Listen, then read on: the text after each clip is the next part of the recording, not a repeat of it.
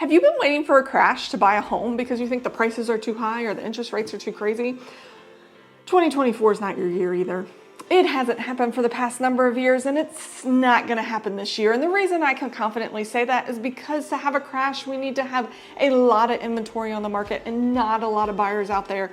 And that's oversaturation of the market would cause the crash. And we don't have that. Here in Richmond, we have on average about 1 month of inventory. To put it in perspective, the average seller's market is 4 to 6 months of inventory, and a buyer's market doesn't even start until we hit 9 months of inventory. So we have very, very, very little inventory because we have a lot of buyers out there looking, and a lot of buyers that really don't care about the rates are out there looking.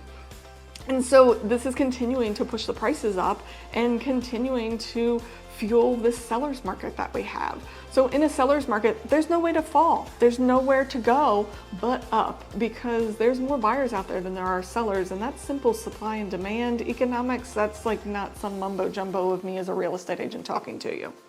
So a crash in 2024, I'm sorry, you're not going to see it, especially if the rates go down, because as the rates go down, you're going to have more people come into the market. And historically, for every 1% we drop in rates, prices go up 10%. That's just simple history looking back and seeing what's going on. I will tell you the last big crash that a lot of us lived through, myself included, was back in 2005, 6, and 7. That crash was actually caused by the mortgage industry lending out loans that shouldn't have been lent out in the first place. And before that, any other crash that we had was an outside source that was caused. It wasn't the actual real estate market itself. But the real estate market had to be in a buyer's market for it to crash, and we are definitely nowhere near that. We got years before we enter the buyer's market. So tell me what you think. Do you think we're gonna have a crash in 24, or do you think it's years down the road? Don't forget to like and subscribe.